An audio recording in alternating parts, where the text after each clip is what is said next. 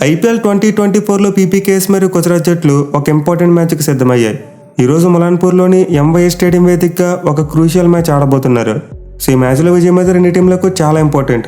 ఎందుకంటే two teams present points టేబుల్లో bottom side ఉన్నారు. గుజరాత్ టీం 8వ స్థానంలో ఉంటే పీపీకేఎస్ టీం 9వ స్థానంలో ఉంది. సో ప్లే ఆఫ్స్ రేస్లో ముందుకెళ్లాలంటే రెండు టీంలకి మ్యాచ్లో విజయం అనేది చాలా ముఖ్యం. మెయిన్లీ పంజాబ్ టీం కనుక మ్యాచ్లో ఓడిపోతే వాళ్ళు నెక్స్ట్ ఆడబోయే మ్యాచ్లన్నీ గెలవాలని ప్రెజర్ ఏర్పడుతుంది. అలాగే జీటీ వాళ్ళు చూసుకునే సీజన్లో 4 మ్యాచ్లు ఓడిపోయారు. మోస్ట్ ఇంపార్టెంట్లీ వాళ్ళ నెట్ రన్ రేట్ చాలా నెగిటివ్లో ఉంది. సో ప్లే ఆఫ్స్ రేస్ దృష్ట్యా చూసుకుంటే ఈ మ్యాచ్లో 2 పాయింట్లు సాధించడం అనేది ఇరు జట్లకు కూడా మ్యాండేటరీ. మెయిన్లీ ప్రీవియస్గా ఏడాది రెండు జట్ల మధ్య మనం ఒక థ్రిల్లింగ్ మ్యాచ్ అని చూసాం. లాస్ట్ ఓవర్ వరకు వెళ్ళిన మ్యాచ్లో శశాంక్ సింగ్ పీవీకేఎస్ టీంను గెలిపించాడు.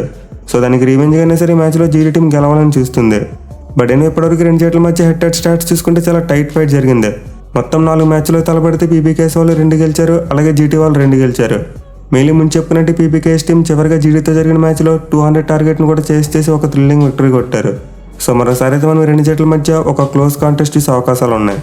ఇక మ్యాచ్ జరగబోయే మలాన్పూర్ స్టేడియం యొక్క పిచ్ రిపోర్ట్ చూసుకుంటే చాలా వరకు pace bowling friendly wicket. Last మ్యాచ్లో రన్స్ ఎక్కువగా వచ్చినప్పటికీ పేస్ బౌలర్స్ కూడా ఎక్కువ వికెట్లు తీశారు.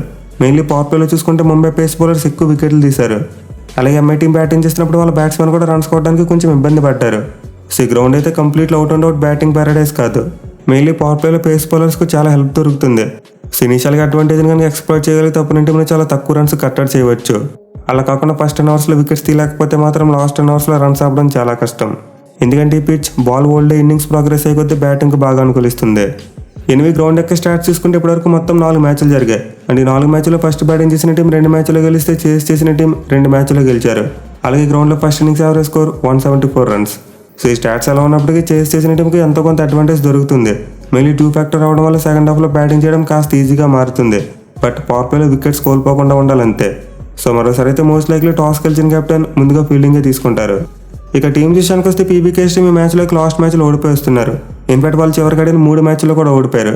సో వాళ్ళు ఎప్పుడైతే జీటీ మీద ఒక థ్రిల్లింగ్ విక్టరీ కొట్టారో ఆ తర్వాత నెక్స్ట్ 3 మ్యాచెస్లో ఓడిపోయారు. మరి ముఖ్యంగా బ్యాటింగ్లో చూసుకుంటే వాళ్ళ టాప్ ఆర్డర్ బ్యాట్స్మెన్ దారుణంగా ఫెయిల్ అవుతున్నారు. ఈవెన్ మిడిల్ ఆర్డర్లో చూసుకున్న లివింగ్స్టన్ మరియు జితేష్ శర్మ లాంటి ప్లేయర్స్ పెద్దగా ఎఫెక్ట్ చూపించలేకపోతున్నారు. సో ప్రజెంట్ పీబీకేఎస్ బ్యాటింగ్లో కనిపిస్తున్న స్ట్రాంగ్ బ్యాట్స్మెన్ శశాంక్ సింగ్ మరియు అశుతోష్ శర్మ ఇద్దరు మాత్రమే కన్సిస్టెంట్గా ఆడుతున్నారు. బట్ మిగతా బ్యాట్స్మెన్ ఎవరు కూడా పెద్దగా రన్స్ కొట్టట్లేదు. సో ఈ మ్యాచ్లో పీబీకేఎస్ టీం గెలవాలంటే వాళ్ళ బ్యాట్స్మెన్ అంతా ఒక తాటి మీదకి రావాలి. మెయిన్లీ అశుతోష్ శర్మ మరియు శశాంక్ సింగ్కి మంచి సపోర్ట్ ఇవ్వాలి.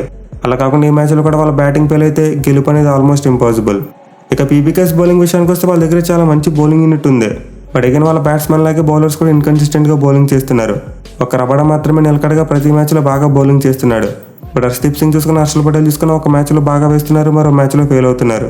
అండ్ వాళ్ళ లోన్ స్పిన్నర్ బ్రార్ చూసుకున్న గత కొన్ని మ్యాచ్లుగా వికెట్లు ఏమీ తీయలేకపోతున్నాడు.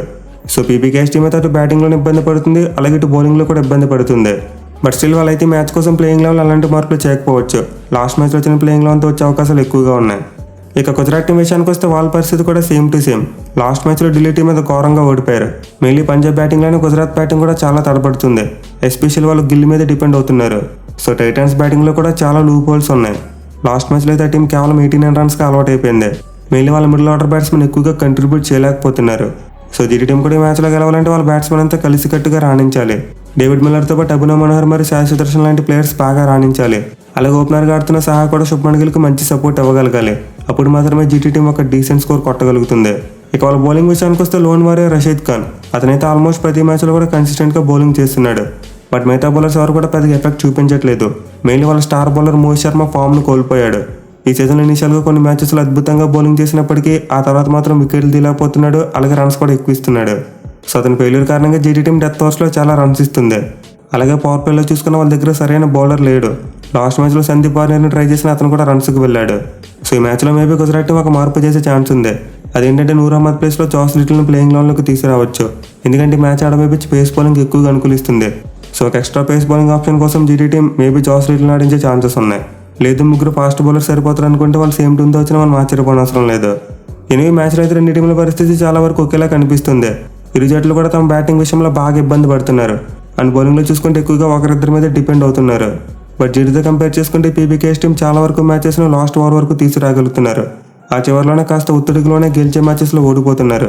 సో ఒత్తిడిని కనుక అధిగమించగలిగితే ఖచ్చితంగా పీబీకేఎస్ టీం కూడా మంచి ఫలితాలు రాబట్టగలుగుతుంది. కానీ జీటీ టీం విషయానికి వస్తే మాత్రం వాళ్ళు చాలా ట్రబుల్లో ఉన్నారు. ఈ మ్యాచ్లో గెలవడం వాళ్ళకి చాలా కష్టమైన పని. చూడాలి మరి పీబీకేఎస్ టీంను వాళ్ళ సొంత గడ్డ మీద ఓడించగలుగుతారా లేదా అనేది.